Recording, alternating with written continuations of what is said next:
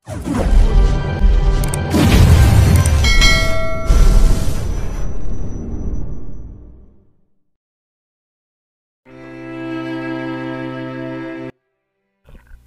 si Pamela habang nakatitig siya sa phone screen.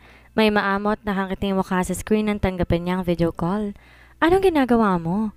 Ang sabi ni Pamela at pinatay niya ang camera. Ayos lang to kay Maddox habang nanatili siya nakatingi kay Pamela. Ang malalim na boses niya nakakaakit. Naglalakad lang ako hanggang sa courtyard. Nabigla ulit si Pamela. Tumingin siya sa screen. Malaki ang courtyard at nakikita niya na maayos ito kahit na madilim na.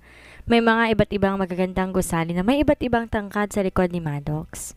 Paminsan-minsan naririnig ni Pamela ang pagdalo ng tubig sa isang talon. So ito pala ang lugar kung saan siya lumaki. Iba-iba to kumpara sa kinalakihan ni Pamela. Biglang nahiya si Pamela sa sarili niya. Umupo siya sa bintana habang yakap ang isang unan. Matagal na di narinig ni Maddox ang boses ni Pamela habang nakapatay ang screen nito. Ngunit ayos lang to sa kanya. Ang rason dahil hindi pinatay ni Pamela ang phone, nandoon pa rin siya. Naramdaman niya ang paghinga at tibok ng puso ni Pamela mula sa screen. Masaya siya na ganito lamang. Tumawa si Maddox. Pamela, kamusta ang panahon sa John Gasas? Nakikita mo ba ang mga bituin? Tumingala si Pamela at tumingin siya. Malungkot sa John Gasas. Nitong mga nakarang araw, hindi klaro ang kalangitan at ang nakikita niya ay ang lagay ng mga ulap. Tingnan mo to. Tinaas niya ang phone niya at tinuro niya ito sa kalangitan. Puno ng bituin ang kalangitan at ang gabi nakakabighani. Maganda ito ngayong gabi. Maraming mga bituin. Hindi ito makita ni Pamela ng klaro. Tumawa siya habang ang lalaki parang isang bata. Malamig ba? John? Ang mahinang tanong ni Pamela. Nabigla si Maddox pagkatapos nagpatuloy siya magsalita habang nakangiti. Ayos lang, malamig kapag gabi na. Mukhang manipis lang ang suot mo. Huwag ka magkakasakit. Tumango si Maddox sa screen. Hindi ko na makita mga bituin. Ngumiti si Pamela. Pero nararamdaman ko kung gaano kaganda ang kalangitan. Umupo si Maddox habang nakatingin sa mga bituin. Corellia, naisip ko ang tungkol sa Little Prince. Ano? Ang munting prinsipe na nahulog para sa isang rosas? Tumingin sa baba si Pamela at hindi siya nagsalita. Naalala mo ba ito? Ang tanong ni Maddox. Ang bituin ko ay sasama sa mga bituin para sa iyo. Mabilis ang tibok ng puso ni Pamela. Namula ang mga tenga niya. Pamela, para sa akin, ang kalangitang puno ng mga bituin ay ikaw. Uminit ang mga pisngi ni Pamela. Wala siyang sinabi ngunit naramdaman niya ang init sa kanyang puso. Di niya mapigilang ngumiti. Anong problema, ate? Biglang may nagsalita. Sumigaw sa takot si Pamela at halos mabitawan niya ang phone niya. Humigpit ang puso ni Maddox at narinig niya ang malakas na boses ni Connor. Hindi ba maganda ang pakiramdam mo, ate? Pula ang mga pisngi mo. Okay, tama na. Ang galit na sabi ni Pamela. Nasa video call ka, kasama si Hipag, ba't di ka nagsasalita? Lumabas ka na, Connor. Saan mo naman ako gustong pumunta? Nasa sala tayo. Narinig ni Maddox ang kaguluhan. Para bang hinahagi sa mga unan at tumihingi ng tawad, awa si Connor. Ate, nandito lang ako para kumuha ng tubig. Anong ginawa ko para magalit ka? Mabilis, kinuha ni Connor ang phone at binuksan niya agad ang camera. May isang masayang mukha ng lalaki na lumabas sa screen ni Maddox. Bakit di mo pa binibisita ang kapatid ko nitong mga nakarang araw? Tumawa si Connor. May magandang balita ako. Tumawa si Maddox. Ano yun? Nakapasa na ako. Nakapasa? Oo, sa University of Centralis. Nakapasa ako sa medical department. Ngumiti si Pamela at kinuha niya ang phone. Nakapasok talaga si Connor sa University of Centralis? Nabigla si Maddox. Ang lalaki 16 to 17 taong gulang pa lamang at hindi pa siya tapos sa high school. Nandito rin ang admission letter. Proud si Pamela sa kapatid niya. Personal na pumunta ang mga professor ng University of Centralis para sa selection. Pumasa sa 5 test si Connor at siyang nasa una sa lahat ng mga to. Congratulations! Ngumiti si Maddox. Ang hipag niya tulad niya rin, mahusay at nag-enroll sa isang sikat na universidad sa batang edad. Kung ganon, lilipat na ba si Connor sa Centralis para sa university? Kung si Pamela at ang nanay niya nagkataon na sa mama, mahinahon ang mukha ni Maddox. Ngunit palihim ay masaya siya. Sinabi niya na mahina, Connor, Sabihin mo sa akin ang araw ng resignation. Maghahanda ako para dito. Hindi na kailangan. Tumanggi dito si Pamela. Matanda na si Connor. Dapat matuto na siya na maging independent. Hindi niya kailangan na balahin. Maghahanda siya para may mga bagay na mag-isa para sa araw na yon. Pamela, gabi na. Umiwas ng tingin si Pamela. Ibababa ko ng phone, magpahinga ka na rin na maaga. Bago pa makapagsalita si Maddox, nawala na si Pamela sa screen. Tumingin siya na ilang sandali sa phone niya. Kumirot ang puso niya. Mabait na nagpayo si Regan. Sir, kailangan po ng oras ni Miss Pamela. Dapat po kayo maging mapagpasensya. Alam ko. Kalmado ang boses ni Maddox. Ito ay mas mabuti pa kaysa inaasahan niya. At least ay kinausap na siya ni Pamela ngayon. Balisa si Regan. Kailan pa ba yumuko na mababa ang young master niya para sa iba? Gayunpaman walang kahit ano sa mundong ito ang maikukumpara sa kalooban ng dalawang tao. Ito ang kagustuhan ni Maddox. Kahit na humiga sa lupa si Maddox at ngumiti si Pamela sa kanya, magiging isang bulaklak siya mula sa lupang ito. Nang isipin to ni Regan, hindi niya mapigilan na tumawa. At mabilis siyang umubo para itago ito. Tinanong niya, Mr. Maddox, dahil mag-enroll si Connor, gusto niyo po bang sabihin ko na maaga sa university? Hindi muna. Magiging masama ang loob ni Pamela kapag natuklasan niya ito. Dapat ko po ba siyang sunduin mula sa airport? Anong airport? Kumunot ang noo ni Maddox. Pupunta si Connor, hindi ba? Ahayaan ko pa ba siyang lumipad ng mag-isa? Dumilim ang ekspresyon ni Maddox. Lumunok si Regan. Ang lalaking ito. Gusto niya bang personal na sunduin si Connor mula sa Jangkasas? Sa sumunod na sandali, babalik tayo sa Jangkasas simula bukas ng umaga. Sa sumunod na araw, nagising si Pamela at bumangon siya mula sa kama pagkatapos mag-ingat. Matagal siyang hindi nakatulog ng maayos. Pagkatapos maligo, nakarinig siya ng katok mula sa pinto at tumunog ang pagbukas ng pinto bago naging maingay sa sala. Nataranta siya at mabilis niyang lumabas at nakita niya na nakatayo si Wilson sa gitna ng sala. Nakatitig to ng madilim kay Kylene. Lumapit si Pamela para yakapin ang nanay niya at tumingin siya ng maalerto sa lalaki. Kasama ni Juliana si Wilson. Tumingin siya sa kaliwat kanan nang pumasok siya na para bang may hinahanap siyang kayamanan sa loob ng bahay.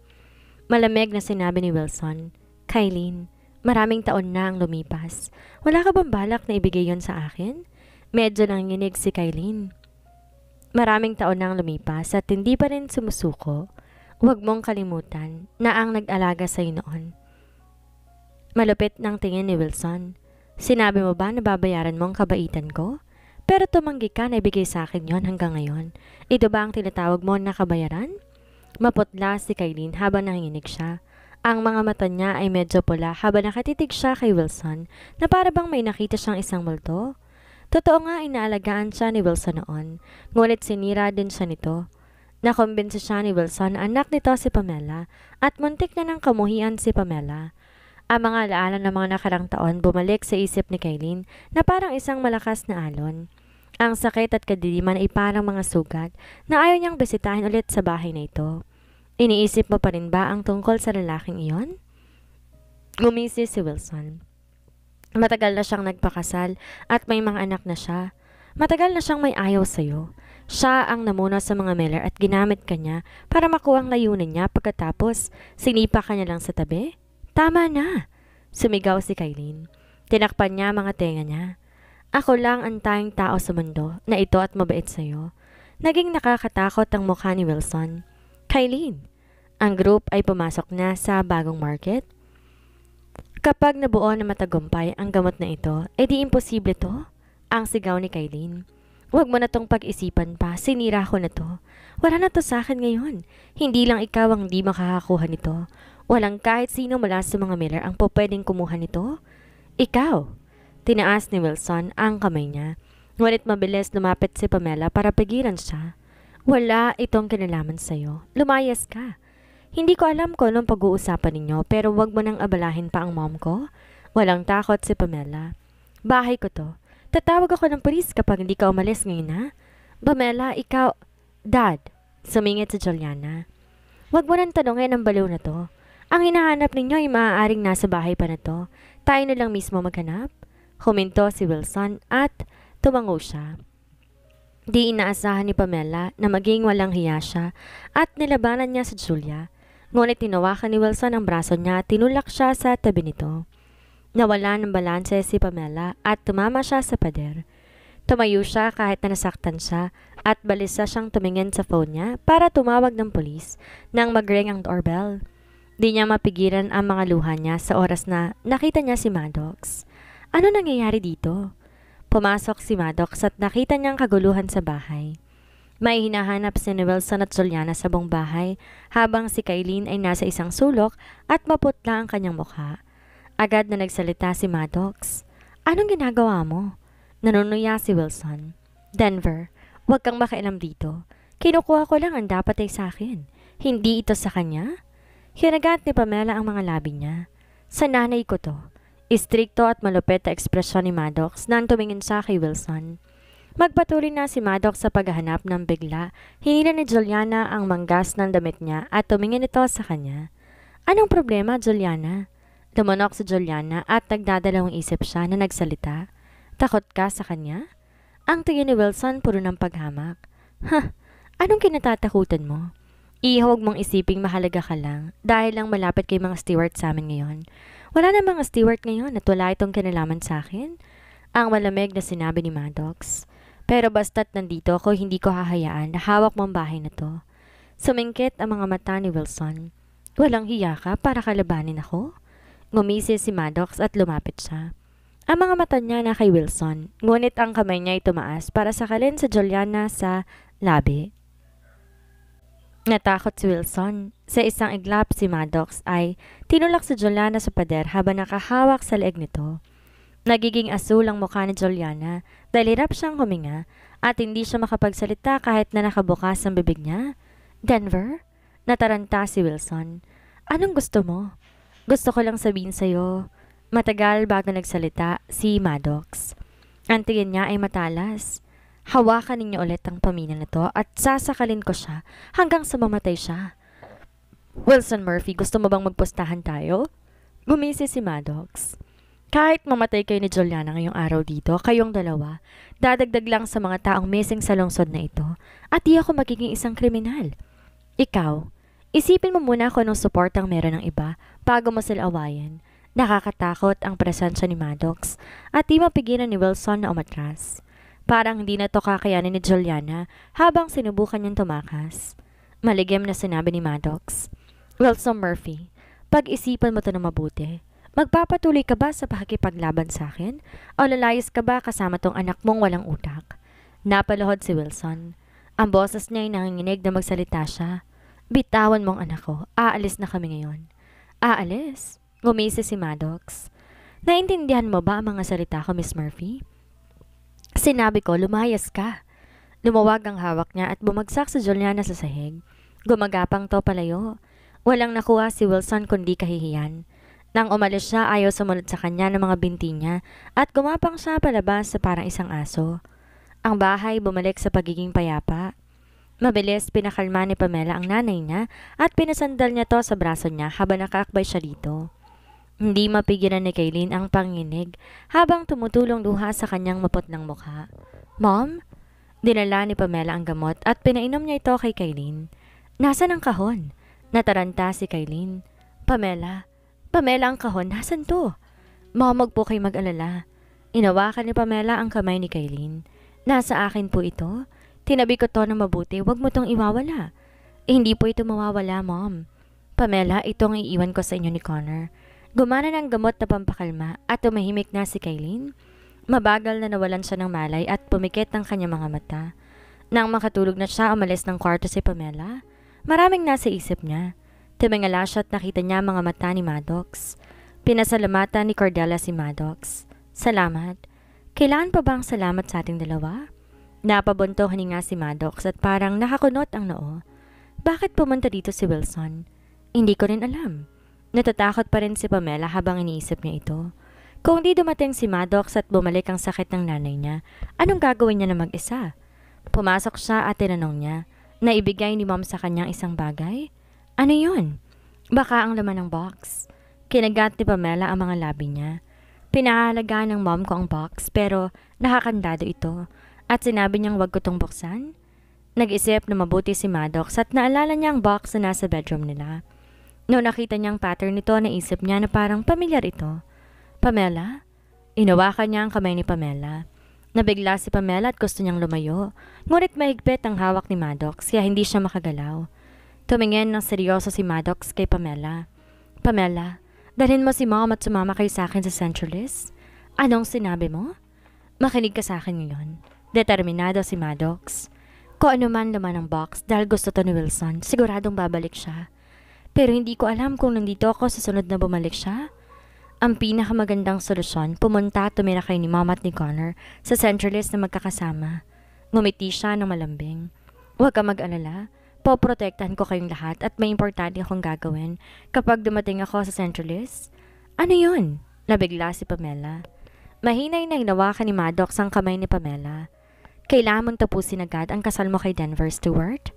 Tumingin si Maddox kay Pamela. Hindi mo kailangan mag-alala tungkol dito. Alam ko kung paano to gawin. May isa pang bagay. Ngumiti si Maddox.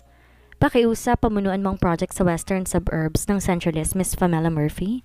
Pataasin mong commercial value ng lupa. Ano? Umiling na mabilis ang ulo ni Pamela. Hindi pwede. Wala akong alam. Natural na hindi alam ng kahit sinong lahat ng bagay. Ang mahinang sinabi ni Maddox. Aralin mo to. Mabilis kang matututo. Pero, klarong sinabi ni Maddox. Pamela, kaya mo to. Kinagat ni Pamela ang mga labi niya at tumingin siya sa ibaba. Kakaiba ang pakiramdam na to. Baka ito ang kanyang inferiority complex. Pakiramdam niya ito ibigay ni Maddox gayon pa man. Nung di pa binubunyag ang pagkakakilala ni Maddox, hindi ganito ang nararamdaman ni Pamela. Kahit anong binigay nito sa kanya ang family heirloom, ang salary bank card, ang cafe. Tahimik na hinila ni Pamela ang kamay niya mula sa kamay ni Maddox at may malungkot na tingin. Pamela, wala ko ibang ibig sabihin. Napansin ni Maddox hindi tamang itsura ni Pamela at ipapaliwanag niya na sana ito na mag-ring ang phone niya. Tumingin si Pamela kay Maddox at tumango siya para alagaan si Kylene sa kwarto. Sinagot ito ni Maddox. Si Thomas nasa kabilang linya ng phone.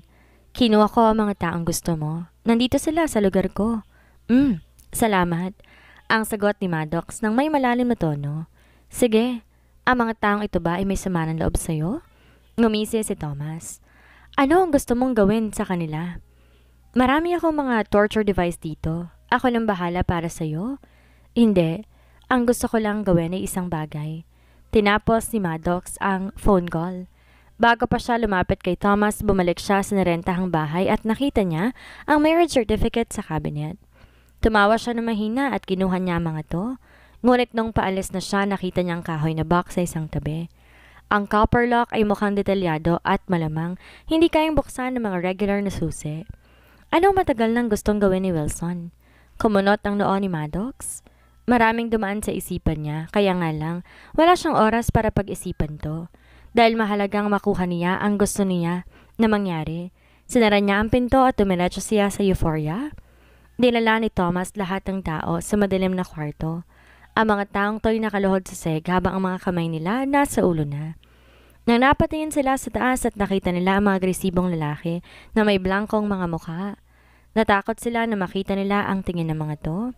Nanonood si Thomas mula sa surveillance monitor habang nakadikwatro at nakasandal sa upuan. Uminom siya ng whiskey nang dilala ng isang tauhan niya si Maddox sa kanya. Gusto mo? Nagbuhos din siya ng isang baso ng whiskey para kay Maddox. Umiling si Maddox at tumingin siya sa screen. Sila ang mga tao, tama ba? Oo. Magandang line-up, hindi ba? Tumingin si Maddox kay Thomas at sinagot niya na mahina. Ito ay mga empleyado lamang ng City Hall. Sinabi ko na imbitahan mo sila dito. Sobra na ata to. Hindi ka naman kasi kalmado nung tumawag ka sa akin. Ang sagot ni Thomas. Hindi ba't galit na galit ka nung tumawag ka? Tumawa si Maddox. Nag-alala siya tungkol sa mga marriage certificate. Kaya inimbestigahan niya kung paanong na-register ang kasal noon at tutuklasan niya ang mga empleyadong ito ang problema sa huli. Ito ang rason kung ba't humingi siya ng tulong kay Thomas para imbitahan sila dito. Gumulong ang mga mata ni Thomas habang nanunuya siya at dinala niya si Maddox sa kwarto. Na makita ng mga empleyadong ilaw sa pinto, tumakbo sila patungo dito. Anong ginagawa ninyo? Ang galit na sabi ni Thomas. Napaluhod ang grupo sa sahig. Sir, maawa kayo? Hindi namin alam kung saan tayo nagkakilala at kung paano ko kayo ginalit. Pwede bang sabihin niyo sa amin? Gagawin namin ang lahat ng gusto ninyo. Lumapit si Maddox at tinihagis ang marriage certificate sa harapan nila.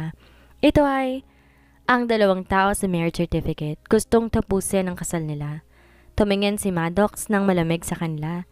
Pero wala ang lalaki. Bigyan niyo ko ng pinakamabilis na solusyon. Ang grupo ay nagkatinginan ng nalilito.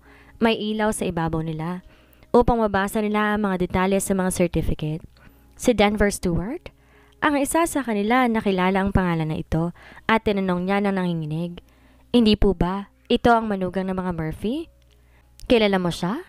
Tumaas ang kilay ni Maddox. Hindi po. Ang empleyado ay pawis na pawis at wala siyang tapang na tumingin ng nakaraang taon. Pinadala ni Mr. Wilson Murphy ang isang tauhan niya para sabihin sa amin ng anak niya ay gustong mag-register ng kasal at sinabi niya sa amin na tumulong dito. Kumunot ang noo ni Maddox. Matalas ang tingin niya. Kaswal niyang nilagay sa mga kamay niya sa kanyang mga bulsa. Paano? Ang dalawang partido wala doon at kailangan namin i-register ang kasal gamit ang ID nila. Pwede mo bang tapusin na ang buo? Hinampas ni Thomas ang mesa. Pumikit ang mga mata ng empleyado dahil sa takot at sinabi niyang lahat na nangyari. Niregister ko sila pero nakita ko na expired na ang ID ni Denver Stewart. Nakamarka sa kanya na missing person siya. Para magpapakasal ng isang missing person at hindi namin po pwedeng i-register ang kasal kapag wala sila doon. Patakaran to. Kaya gumawa ako ng dalawang peking marriage certificate. Ano? Lumaki ang mga mata ni Thomas. Peke ang marriage certificate na to? Opo. Ang empleyado halos iiyak na. Dahil kinuha ko ang pera ni Mr. Murphy, hindi po pwedeng hindi ko to gagawin para sa kanya. Pero ang pinagawa niya sa akin ay hindi sumunod sa patakaran at ayoko na lumabag sa batas. Kaya gumawa ako ng dalawang peking certificate para gawin to. Totoo po ang lahat ng sinabi ko. Nakasave ang pera sa card ko at hindi ko to ginamit na higit sa 1 taon. Kunin niya to kung gusto niya. Palayain ninyo kami. Wala kaming magagawa. Nabigla si Thomas. Hindi niya inaasahan na ito ang katotohanan. Tumayo si Maddox sa tabi. Tumingin siya na malamig habang nakaigpit ang kamao niya. So, ang dalawang taong to, hindi mag-asawa ng legal. Tama ba? Opo, nanginginig ang boses ng empleyado. Si Denver Stewart at Pamela Murphy ay hindi mag-asawa. Nabawasan ang simangot ni Maddox at para bang ang bato na nakadaga na inalis na. Kahit natutuwa siya, walang ekspresyon sa kanyang mukha at hindi siya nagsalita. Tumingin si Thomas sa mga tauhan niya at tinayaan niya mga tong ihatid ng mga empleyado sa labas. Silang dalawa na lang ang natitira sa kwarto. Tinapik ni Thomas ang mga balikat ni Maddox at tumawa siya. Maganda ito. Walang relasyon si Pamela kay Denver? Ha! Nagpanggap ka na matagal bilang ang lintik na lalaking yon at hindi mo inaasahan na hindi valid ang ID niya, ha? Umiling si Maddox at ngumiti siya makalipas ng ilang sandali. Sabihin mo kay Pamela ang magandang balita. Ang sabi ni Thomas, baka makipagbati siya sa'yo dahil sa tuwa. Ito ay hindi dahil sa dalawang peking marriage certificate kung bakit ayaw niyo makipagbati sa akin. Ang mahinang sinabi ni Maddox, ito ay dahil nagsinungaling ako sa kanya? E di, ano nang gagawin mo? Dadalhin ko siya pabalik sa Centralist? Mukhang determinado si Maddox. Gusto ko na magiging tunay na asawa ko siya. Inaalagaan ni Pamela si Kylene sa kama, ngunit tila hindi gumaganda ang kondisyon ni Kylene. Ang mga nakaraang treatment ay para kay Pamela na malungkot at nalilito ang nanay niya. Ang pwede niya lang gawin, pilitin na maging matatag. Tinawag ni Zobel ang doktor na gumamot kay Kylene dati, pati tinawag niyang isang psychiatric expert. Nagdesisyon silang lahat na baguhin ang lugar kung saan nakatira si Kylene. Pamela, baka ang pagbabago ng kapaligiran ay makakatulong sa kondisyon niya. Ang sabi ni Zobel kay Pamela. Marami pa akong inaral ng mga kaso katulad sa kondisyon niya. Ang karamihan sa kanila may iba't ibang level na paggaling pagkatapos palitan ng kapaligiran nila. Pati marami siyang hindi masasayang karanasan sa Jangasas. Huwag mong hahayaan na manatili sa lugar na ito. Ang pagbabago ng kapaligiran o paraan ng pamumuhay ay makakatulong sa kanya. Nagbuntong hininga si Pamela at naalala niya ang sinabi ni Maddox sa kanya nung nakaraan. Sasama ba sila kay Maddox sa Centralis? Dumilat si Kailin sa harap na siyang umupo dahil sa kanyang mahinang kalagayan. Mabilis na tinulungan ni Pamela si Kailin at nagdagdag siya ng unan sa likod ng nanay niya. Mom, kamusta na po ang pakiramdam ninyo? Nakakasakal. Ang mahinang sinabi ni Kailin. Ayoko nang manatili dito. Lagi kong naalala kung paano ko pinilit ni Wilson dati. Hinawakan ni Pamela ang kamay ni Kailin. Ang mga luha niya tumulo at malapit na siyang umiyak. Kung hindi ginawang hostage ni Denver, baka hindi niya maintindihan ang nararamdaman ni Kailin. Gayunpaman ang karanasan na yon ay ang rason kung bakit naiintindihan niya ang nararamdaman ng nanay niya. Pareho sila. Hindi siya pumunta sa cafe na matagal dahil naalala niya kung paano siya halos gahasain ni Denver nung pumasok siya doon. Nagdalawang isip si Pamela bago niya tinanong, Mom, ano sa tingin niyo kung tumira tayo sa ibang syudad? Ibang syudad? Napahinto si Kailin. Kung saan papasok ng university si Connor? Gusto mo bang pumunta doon? Gusto. Humina ang boses ni Kailin. Gusto ko makasama ang mga anak ko. Napahinto si Pamela at tumango siya ng tahimik. Sabay na pumasok sina Connor at Maddox. Mabilis sinabi ni Connor kay Pamela na mag-e-empake si Maddox kasama niya ngayong gabi. Hindi na kailangan. Mabilis na tumanggi si Pamela, ngunit masama ang loob ni Connor. Ano ba ang problema mo, ate? Nagmamalasakit si Maddox para tulungan ako mag-empake. Bakit mo siya pinapalayas? Gabi na rin ngayon. Umiwas si Pamela sa tingin ni Maddox. Bukod pa dito dahil konti lang ang gamit mo, ako nang tutulong sa'yo. Huwag mo na siyang abalahin. Pwede siyang tumuloy dito kung gabi na. Tumingin si Connor kay Maddox. Magkwento siya sa akin tungkol sa buhay sa university para makapaghanda ako, hindi ba? Tumango at tumawa si Maddox. Nakatulog na rin ang hipag niya. Connor! Tumingin masama si Pamela sa kapatid niya. Di malaki ang bahay natin. Paano tayo magkakasya? Pwede siyang matulog sa sofa. Walang masabi si Maddox. Kalimutan na lang natin to. Binawi niya ang isip niya kanina. Kung hindi, pwede natin gawin ang tulad ng dati sa bahay ninyo. Kuminang ang mga mata ni Connor habang may naisip siyang magandang solusyon. Pwedeng matulog si Maddox sa kwarto ko kasama ko. Sumimangot si Maddox pero nakapasok ang lalaking ito sa University of Centralis na may ganitong klase ng talino. Bago pa makapagsalita si Pamela, tumawa na si Kailin. Connor, huwag mo na silang guluhin. Bumalik ka na sa kwarto mo at mag-empake ka. Pero hindi aalis ang hipag mo. Tumingin si Kailin kay Pamela at sinabi niya na nakangiti. Hindi rin siya papatulugin ng kapatid mo sa sofa. Mom! Tumingin ng galit si Pamela kay Kailin. Gabi na. Matulog ka ng kasama niya? May sasabihin sana si Pamela na lumapit si Maddox at hinila siya nito. Habang nakangiti, ang hipag ni Maddox hindi maasahan ng mga mahalagang oras. Kailangan niyang umasa sa biyanan niya. Hinila ni Pamela si Maddox patungo sa kwarto at tumayo siya ng di kumikibo pagkatapos na isara ang pinto. Tumingin si Maddox kay Pamela at tinawakan niya ito sa balikat. Umatras si Pamela. Gumawa siya ng distansya sa pagitan nila. Medyo nadismaya si Maddox, ngunit ngumiti pa rin siya. Hindi kita pipilitin, ang sabi ni Maddox. Na may malalim na boses, wala akong gagawin na makakasama sa loob mo. Pero at least bigyan mo ako ng kumot at ng unan. Tumingin si Pamela kay Maddox. Para saan?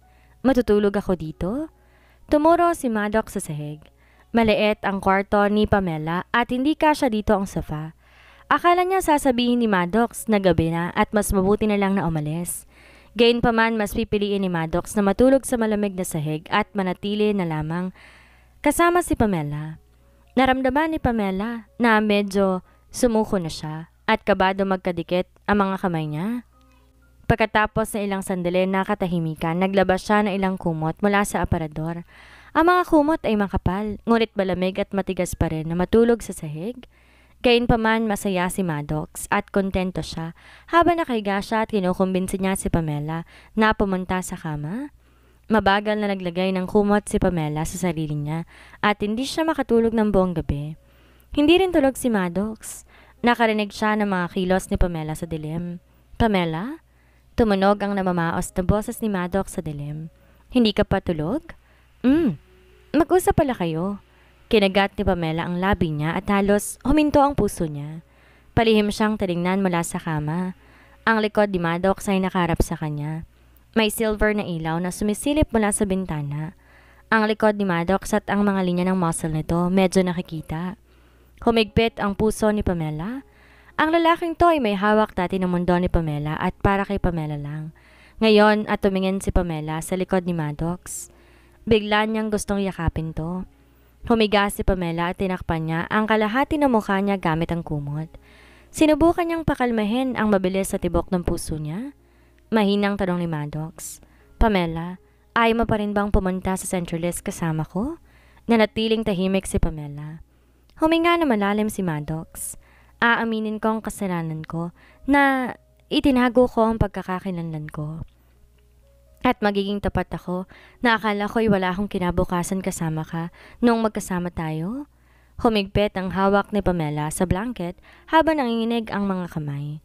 Pero hindi ko inaasahan na nahulog ako para sa'yo. Pamela, tinignan ko na ito na maayos. Wala kang relasyon kay Denver Stewart? Huminto siya.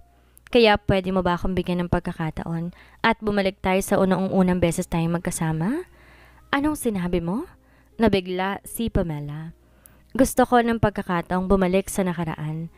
Ang bawat salita ni Maddox parang isang katok sa puso ni Pamela.